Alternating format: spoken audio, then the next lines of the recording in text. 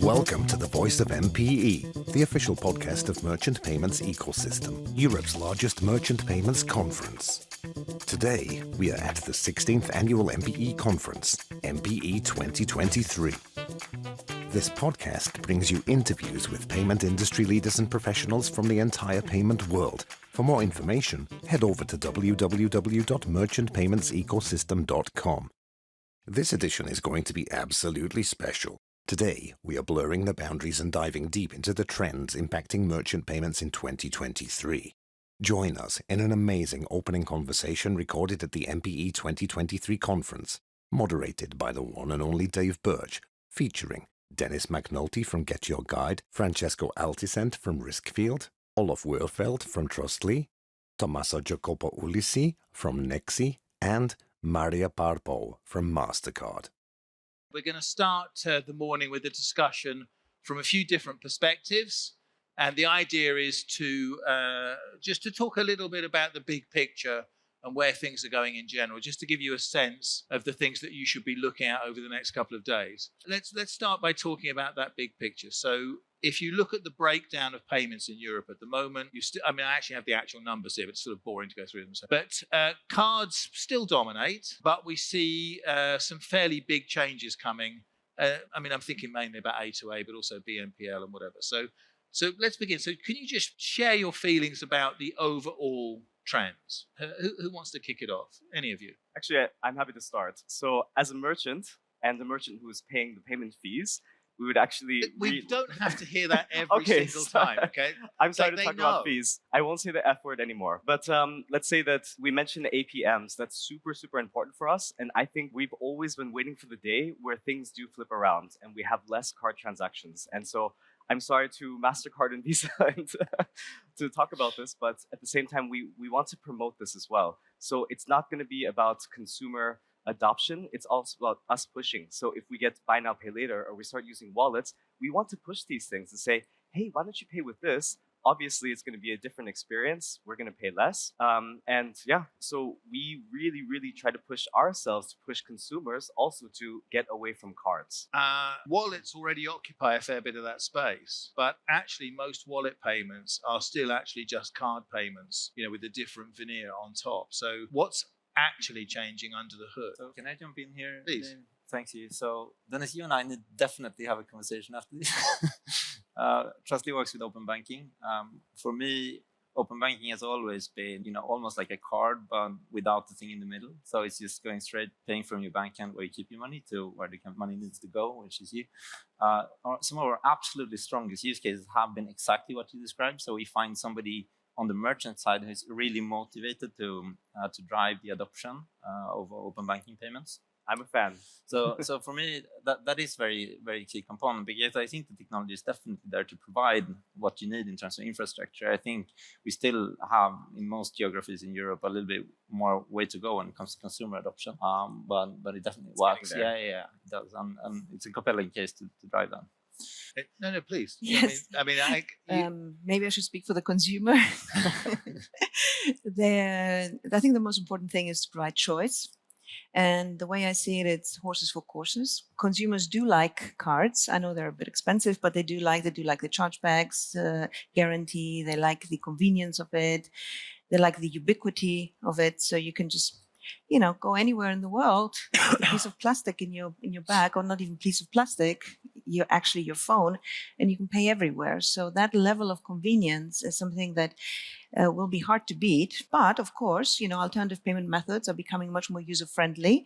So there will be, I think, a natural equilibrium. Certain payment types will prevail in certain instances, large ticket items, for example. But I think there will be space for both cards and non-card payments. I think that's what I predict. I think you're definitely right. And most payments are still in physical environment, right? And there the user experience with the card is really, really powerful. Will continue to be. I'm scared, but I have to ask the audience because I'm curious. I don't want to be an outlier, but who thinks that giving consumers choice is a good thing? I'm not sure I agree with that, because if you give consumers choice, I mean, what happens if it turns out lots of consumers still want to use checks, for example? I mean, lots of consumers, especially older consumers, liked using checks. So should you allow, or some people still like using cash, despite the externalized costs on society. So if you say consumers should have a choice, that could have some very perverse consequences. You can't let consumers have a choice unless you make them pay for those choices, right? So it's like, I should be able to use whatever I want as long as I bear the cost of it, right? That's what you mean? No, what I actually mean is if you are a merchant, the number one priority for you is conversions. So you don't want to miss the sale just because you force someone in a certain payment method. You like to think, what is the audience that you want to attract, and you tailor your payment methods accordingly. So therefore the choice is, yes, certain things I might as a merchant decide not to support anymore, and then I may lose like the one old man who still wants to pay with his check, and that's okay. But you do want to go to a broader audience as possible. And that's what I mean by choice. It's also something that the merchants would like. Convergence is everything. And if I may add on this, actually, this is even more true in Europe, right? Because you have really very different consumer preferences across different geographies, right? Look at e-com or in-store. Indeed, you have, in Nordics, where you're based, or in Italy, where I'm based, right? People want to use different payments methods. So we need to acknowledge that. Yeah. When you look at conversion and kind of you start to think about kind of the payments value chain, and actually you see in how many steps kind of drops of conversion are lost every time. And actually you think about, let's say, e-wallets, but I would say not the European or American way, but actually the Chinese way. Actually, three-party schemes controlled by one single party, where basically the only step to friction is actually authentication. Basically, they are actually making payment systems with very high conversion. So actually, will there be a point in which actually the card schemes actually get to that level of conversion? Will there be a point where, I mean, most likely you have heard the traditional dilemma of merchants, I want my transaction approved, the issuer declined, and I have no idea why. So will there be a point in which actually merchants and issuers kind of get to talk and actually solve their problems? I'm very much for this. Of course. All right, let me ask you the question in a more direct way. Let me give you a scenario that you can respond to. So let's imagine in 5 years' time, right, I get out of the taxi here, and what actually happens then is, because we'll have request to pay in place and variable recurring, because all these kind of things. So I get out the taxi, and the taxi bill shows up on my phone, and it says you need to pay the taxi, whatever it was, I can't even remember, 13,000 euros or something, and you have to put I put my thumb on it to pay. There's at least 3 different ways I can imagine that payment will go. It could be pulled over conventional card rails, debit or credit card transaction. It's possible. It could be an account-to-account payment, which will be either a VRP from a variable recurring payment, or it will be a push from my account to the taxi company's account. Or it could by then be a digital euro payment. So my phone will pull down the digital euros from my bank account, send my digital euros to the merchant. Those are 3 equally plausible scenarios for that kind of time. So now tell me, why would consumers either know or even care about which of those paths was being taken? And more to the point, why would merchants want to steer consumers down any path? And you see what I'm pushing towards here. So the consumer experience is, I get out the taxi, it pops up, I put my thumb on it, I'm done. Why would I care which of those mechanisms it is? Like I want to push you guys a little bit more on this choice side thing. But I think there, I mean, I'm kind of with you on the point that you're trying to make, and I kind of agree, actually, in a lot of cases. You're in a taxi situation, you don't have much choice, right? So you want to pay it, and whatever works, you're going to use that, right? So in that case, probably the consumer choice isn't that important. You're not going to convert. You're not just going to run away, right, from the taxi.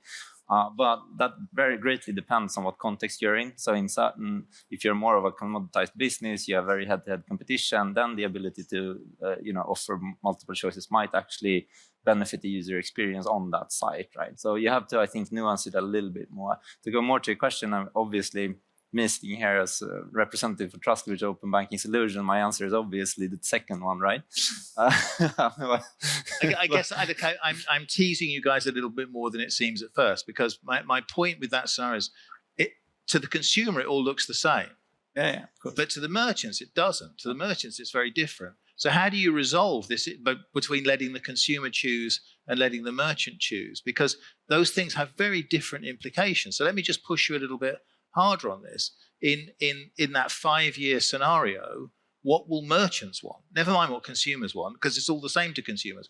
What do merchants want in 5 years' time? Actually, I'm going to go back to the consumer side just for a second, because I think that even with these 3 scenarios you said, there will be a difference in paying. So when you're looking at digital wallets versus paying with your card, even if you're paying with your phone, there are different experiences. So for example, if you are using open banking, there is a connection to the bank. If it's not set up, then you have to do this. You have to select your account, things like this. So there is a flow, and users are very, very aware of this. And actually, to your point with increasing conversion, as a merchant, you should know exactly how easy it is and how frictionless. How many steps is it? How many clicks of this button? What is the process? Do you have to go through 3D Secure? These kind of things, you know. So from the consumer experience, I think there is actually a difference.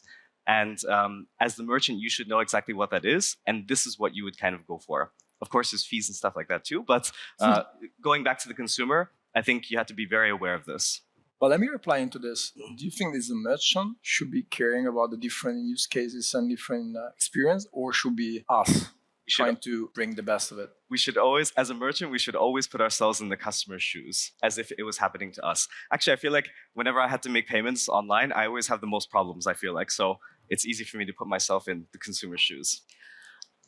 I think, David, people will choose what is easier. Oh! They will, because let me put it this way. If you have to do, as you say, 2, 3, 4 clicks, the ideal scenario in the future will be you just do 1 click and you're gone. Exactly. That's my point. Okay. So And it also depends. Just 1 click. But it also depends if you have, like, for example, a wallet, what is the payment method underlying in the wallet?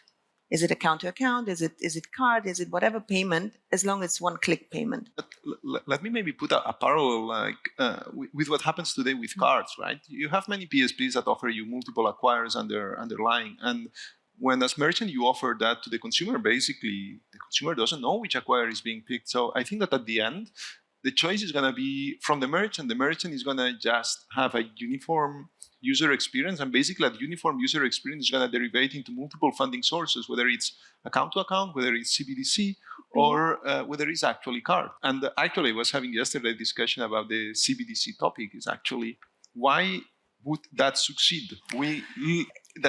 And I think that ultimately, maybe that alludes to your point, David, is actually CBDC is great as technology, but it's just a great technology with no use case calling for it, like the metaverse. I think that's especially good because, like, as I say, my point is for the consumer, all these experiences are the same, right? A thing shows up on my phone, I put my thumb on it, the money comes out of my bank account. It makes no difference to the consumer. But whether it's CBDC or a credit card or debit card makes a big difference to the merchant. So how do you, that's what I'm kind of pushing you guys on. I mean, in 5 years, like, it's all very well right now fiddling about with these things, but in 5 years' time, it's not going to be like that. And also, in 5 years' time, you're not going to be asking me because you're going to be asking my AI. You know, you think payments are so interesting that I want to be in that loop? I can't imagine that. You know, like the payments that we make, there's really only 2 different kinds of payments. There are the payments I make getting out the taxi, parking my car, getting on the train. Those payments are so boring. They're so boring. It's cruel of you to involve human beings in that loop. Why would people want to use any of their time? And then there's important payments, like I had to pay for my pension scheme and my savings account before the end of April. Well, those payments are much too important to leave to people like me. And AI should be doing those kind of things. So I'm pushing again. In 5 years' time, how is this going to resolve? Like, the situation in 5 years' time just can't be the same as the situation is now. It just can't. No, I mean, you're kind of placing the answer a little bit there as well. I mean, clearly it comes down to the efficiency play there. I mean, as a merchant, I want it to work. I want it to be reliable. I'm not trying to wow my end users necessarily with the payment method I'm offering them, right? I'm wowing them with my product. So payments need to be reliable, need to be cost efficient to maintain, as well as to kind of run. So, you know, whatever infrastructure emerges that is best catered to do that at scale is, you know, eventually going to win, I think. But are we going to move to some sort of a data-driven type of payments, basically just because I'm walking into the tube, basically a payment is going to be triggered to actually pay for my ticket. That's maybe kind of some people, maybe some years in the past, they call that invisible payments. It's like just because you have to pay, you will actually pay. I mean, I personally, I don't necessarily think so. I think that you want to have at least the bare bones of a payment being sort of a an instruction, a verification, and a confirmation. I think people want to kind of make that clear that this is actually my money that I'm giving away. I don't want it to just be sort of invisibly pulled. I think that's one step too many. So yeah, but could probably be certain use cases. I fully agree with you, and I think that AI at some point will have that limitation. It's like, you can tell me what's the best way to pay here and the way that is less frictionful, but I still want to say, hey, I'm paying or I'm jaywalking. Yeah. You're both saying that it's not about the payments meter, also for the merchants, right? It's about the journey that we build with the merchants, at least us as a PSP, to enable that kind of experiences, right? Where the payments is disappear or it becomes invisible. But there's going to be and again, I'm genuinely curious as to what you think about this, because I can see a tension there between so for example, use the taxi example again. Like yesterday, I get out the taxi, and of course, I pay with an American Express Platinum card, literally the most expensive possible way. I don't care. I mean, the taxi is charging me the same money, whether I pay with a debit card that costs them nothing or an American Express card that costs them whatever. I'll pay with the most expensive way possible, and then I get lots of air miles and rewards and all that sort of thing. So that's great for me, but all the other people that are paying with their debit cards are subsidizing my air miles, which I think is great. But I'm not sure if their AI will think that that's great. And what happens when the merchant's AI, and the consumer's AI disagree? My AI says, well, I want to pay with my American Express card. And the merchant's AI says, no, I want you to pay with CBDC. And then they have to negotiate. There's going to be a negotiation between the two to come down. Like, how is this all going to work? You guys think everything's going to be the same in 5 years' time. You can't be right. Okay, so I'll step back in on the merchant side for this one. So let's say that in 5 years, it's super easy to make a payment. It's just one click. So I will take friction completely out of the table. Right. So then on the merchant, what do we do? Okay, so you bring up CBDC. That's really interesting. That's a different kind of currency. So I would say from the merchant perspective, we need to think about, okay, what do we do with this currency? So I work for a marketplace, so we do have the pay-ins. We have to do the cash management and the payouts. So then you think, okay, should I have this currency? Should I have a digital currency account? Should I be managing this, or should I be settled in euros, in actual euros? So that's one thing to think about. But I think Madame Lagarde would be very unhappy to hear you say that. Digital euros are actual euros. That's the point, right? How are the actual accounts set up? So the way that I see it, I don't see them in the same accounts. And so when you look at the accounting and the bank management, it's actually separate accounts. And when you're doing cash management, it's not a one-for-one. It's not a true like-for-like. Okay, I'm not going to speak on behalf of the European Central Bank. I'm a bit too much in the accounting world as well, but yeah, that's something to think about. But there's another implication to that point, isn't there? Which is, if my AI and the merchant's AI agree to pay with CBDC, right, which probably will happen because that will be the cheapest mechanism, then the money will just go from my wallet to the merchant's wallet. It won't go through banking networks and switches and networks and all this kind of thing. So there are a lot of people that uncharitable people might refer to as parasitic middlemen, but I refer to as customers. There are going to be a lot of people who are going to be bypassed by a CBDC, right?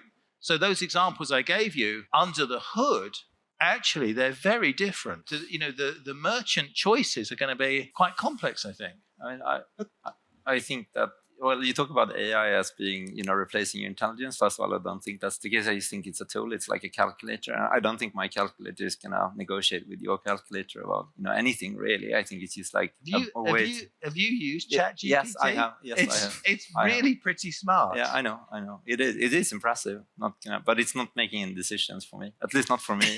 It's not yet. But second, like on CBDC, I mean, I think it is an interesting initiative in theory, but I think it has some huge obstacles. So I doubt that it's going to be used for much in the next 5 years. Actually, I mean, if you think about it, the only difference from digital currency as we have it today is basically I have a liability on the central bank, right? Or they have a liability to me instead, right? Directly to the central bank. But like where we stand right now with, debates around limits on this, fear of actual bank run being triggered by putting it up more digital, like we don't know if it's going to be, tokened or centrally ledger governed. Like there are so many, or like you said with wallets, do I need a separate wallet as a consumer to actually keep it in? It's very confusing to the public. I think what's the difference between, my Santander pound or my central bank pound. So I'm not sure. I think for me this feels a little bit, to be honest, like politically driven more than anything. The CBDC, you mean? Yeah, and it feels a little bit like, okay, there is a solution here. Let's try and find a good problem for it to kind of slot it in, right? With nobody really putting their finger on what it is. Then taking a step back, and you can say on the contrary side of it, yes, the technology, like it is quite interesting. Like you can vastly reduce sort of friction in the payment system. You can do a little bit like what open banking is doing, only directly clearing to the central bank, right? So there should be an efficiency play somewhere there, but I think that's probably 40, 50 years rather than 5 years out. When you look at the efficiency play, I mean, you can always think, let's say, for single currency, etc., that there is an efficiency play. But I mean, if you think on Dave, you have pounds, right? So how are you going to pay with pounds to the taxi driver that asks you euros? So there will be an intermediary that actually does you that FX. So basically, there will be still places for those intermediaries and those added value service. Well, maybe the taxi driver doesn't care about reconciling the 20 trips a day, but if you get your guide and you have not 20 payments a day, I hope many multiples more, you will need some technology to actually reconcile, aggregate, and that starts to look very much like a PSP. So there will still be players. I think also on the digital currency, we need to look at why central banks want digital currencies.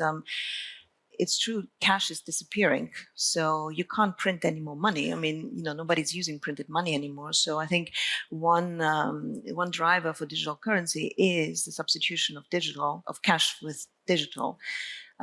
Interesting, when you read the latest paper from the Bank of England, they are in a consultation period, and what they want is, rather than certain other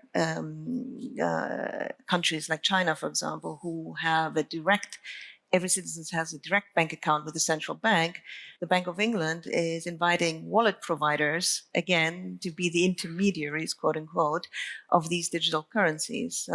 That's a missed opportunity, in my humble opinion, because you could have a situation where every citizen has a bank account and, payments like benefits and the rest could be paid directly into these bank accounts.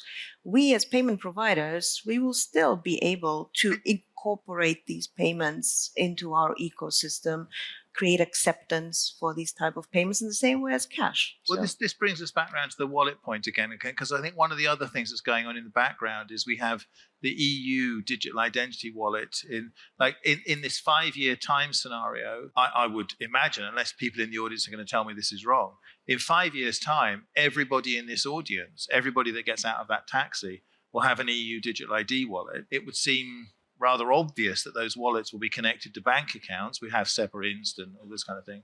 So is it possible that in 5 years' time, all of these things basically just go away because everybody just pays account to account using their EU digital ID wallets? Is that another potential scenario? I would say in 5 years' time, it's a bit soon. I don't think that, but I think things are heading this way. So I think in 5 years' time, what you were saying before with the 3 selections, I still think that would be applicable. Now, I'm happy you talk about AI, because I think this does play a role. And we can joke about ChatGPT and things like this, but when you ask, as a merchant, how would you select the type of payment method that you would like the customer to pay? I think actually in 5 years, the AI would decide that. So right now, how is it? So you say, okay, our consumers have 3 different ways to pay. Wait, hold on. You're saying in 5 years' time, you won't be using consultants anymore? No consultants. This is a tragic vision of the future. Just ChatGPT consultants, but also in the underlying infrastructure to say, instead of me making rules to say, okay, if consumer is in this country and if this currency, blah, blah, blah, then let them pay give them these options. No, it's not going to be hard rules anymore. It's going to be AI. Who is this customer? Have they been on our platform before? What have they paid with before? What do they prefer? What kind of external data can we get? And the AI will select let's say, give them in order what is best for them, what is also good for us as well, because the AI knows what's going to be cheapest for us and find the optimal solutions. So AI already exists right now. I would say in the world of fraud prevention, there's a lot of machine learning and AI, but it's really starting to get into, let's say, payment orchestration. You also mentioned this. I think AI should be driving where things should be going. You know, if you look at the speed at which ChatGPT, I know it's just one example, but if you look at the speed with which it's developed, just in the space of the last couple of months, you know, all of a sudden now we've got plugins for hundreds of different applications. We were just, on Twitter yesterday, I saw a picture of Boris Johnson being arrested by some policemen, and I was like, yeah. And then it all turned out to be a fake. It was just made up by AI. Like literally how quickly that's happened. It's gone from being, oh, this is an interesting academic thing, to literally everybody in this audience now has incredible AI resources that they can bring to bear on any problem. I just find it very hard to believe that in this 5-year horizon that we're talking about, that isn't going to become the dominant factor. It's going to be more important than all of the other technologies put together, surely. But I think it's definitely a tool that will be used, just like computing, and there will be a lot of use cases coming out of it. But I think also coming back to the point about digital currency, I mean, also we have to remember, like the last sort of 150 years of development in the world has basically been driven by credit, right? So, and I don't think the central banks are going to start giving out credit just because they have digital currency there. It's still debit payment, and while consumer likes that, like banking system will have.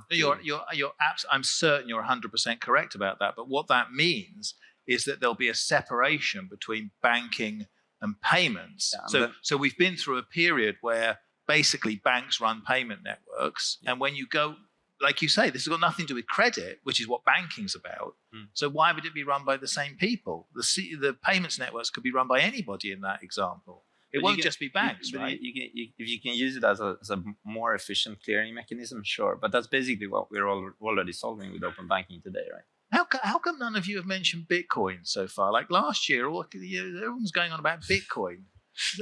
That's still a thing, or is it? Yeah. Well, I still want to have €2 tomorrow in my wallet. You have what? I still want to have the €2 that I have today in my wallet, not €1.50. It's just a matter of... I think life has changed significantly, David, on the crypto side since last year. I mean, I think Bitcoin is the only one that's not been declared a security or an asset at the moment. So, Sorry, it's true, right? You mentioned EAD, you mentioned CBDC. Also, we can mention EPI, right? There is an acceleration towards wallet on the consumer side that you can imagine, right? And then whether it's a card raise or account on the back of it, right? They're going to use the wallet. So if you go back to your taxi, they're going to have a wallet. So one problem solved on the side. On the other side, the merchants, right, need to orchestrate all of this, right? And they need to have someone supporting in an agnostic way all the payments methods, embedding this into the journey. So I think is rather is less a discussion about how we accept, what's the fees, but better how can I integrate this into my business that I need to grow and manage, right? That's what SPAA is going to do, right? It's like in theory, at least, that kind of coordination. But I think again you have this same kind of issue, which is about the consumer merchant nexus, if you like, relationship, which is that for a lot of these things, it's not clear to me that it will be consumers that are making the choices. It's just not interesting enough to consumers. Like to work out how to pay to get me the most air miles or to get me the most cash back or whatever. I don't want to use up my brain space for that. I want my wallet to do that kind of thing for me. So, and that is a change from where we are now, because we've grown up in an environment where it's consumers that are making these choices. But I'm not sure that in 5 years' time it will be the consumers making the choices. But if you remember, I think a couple of years back, before EMV was a thing in the US, there used to be those apps actually where you could load multiple of your credit cards, actually, and it became a plastic card, and then you could select based on your preferences for that day or whatever, which actual pan is actually being used for that piece of plastic. And eventually that actually can turn into something very similar, because the plastic is just a form factor. So effectively you are going to have basically your phone where you load all your things, and then your phone is going to think whatever is more optimal for right now. You present your card or whatever form factor you have there, and something in the back is going to figure out, hey, this is going to be paid with your Amex because I'm getting points in this taxi, or because I'm in McDonald's, or that he's going to be paid with Right. account to account because of something else. That's I think. And that's also, you right. know, some merchants might incentivize customers because of loyalty points associated with a particular payment method. I mean, there's lots of things, as you say, that could be part and parcel of your wallet that is a more of intelligent wallet.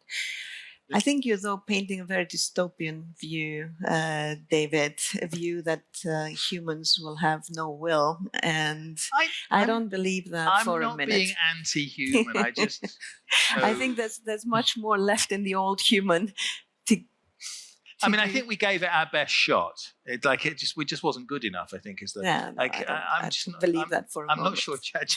All right, look, for the last 5 minutes, I want you to be futuristic now. I want to hear... I think we've brought out some of the key issues for the audience, but I just want to just address you personally.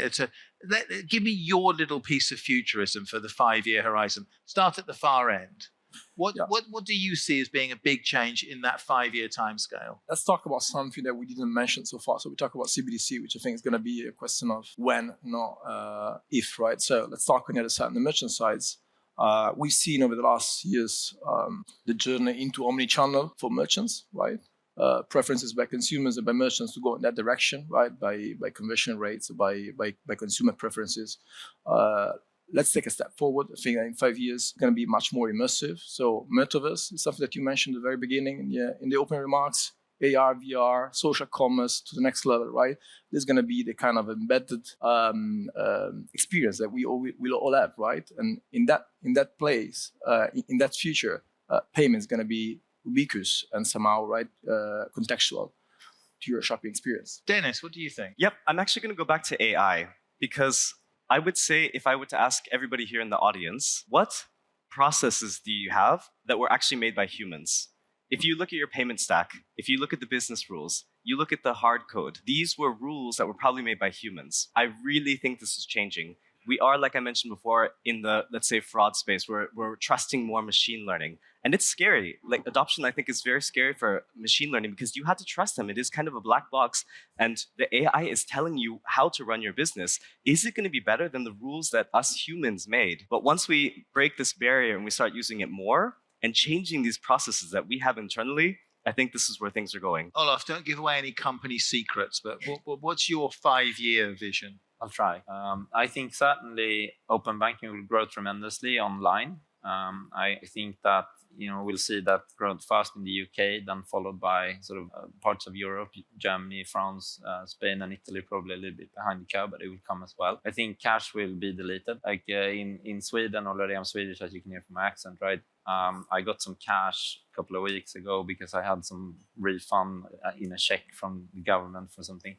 Not a lot of money, but so I tried to buy a coffee. I couldn't. I went to 3 different places. I literally couldn't. I'm like, here, this is like $2. Can I get a coffee? Like, no, I don't accept cash anymore. So I ended up. I could pay at a gas station. That was it, right? So, and that's Sweden for you now. And I think this is going to happen right across. And then obviously that carries with it some, spill-on effects that you need to be able to pay in an efficient and seamless way digitally with the money you have in your account. So yeah, that's my 2 cents. Francesco. So on my side, I have the impression that actually what's going to be the next year is actually the obsession on conversion, and whether it's obsession on, let's say, using some sort of intelligent routing that actually use real or fake intelligence to actually select what's the best methodology to pay. That's going to be one thing. Whether it's that obsession actually goes on actually improving collaboration between the different parties in the existing ecosystems, whether it's issuers and merchants or whether it's something else. I think that it's going to be about getting more obsessed about not losing a single cent or a single basis point, because recession is going to come. The question is when. Yeah, that's a good point. Maria? I would say payments will follow where commerce is going, and commerce is going to be digital by default. So therefore, the prediction for me is that cash in 5 years gone.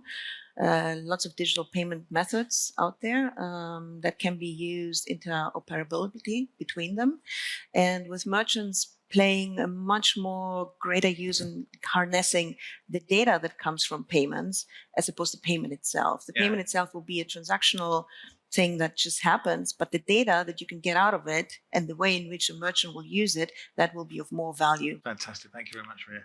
Listen, I had a fantastic panel of people who had a lot of different perspectives on our industry. They genuinely didn't know what I was going to ask them. They gave you their honest opinions from a very expert position. I hope you appreciated that as much as I did. Thank you very much.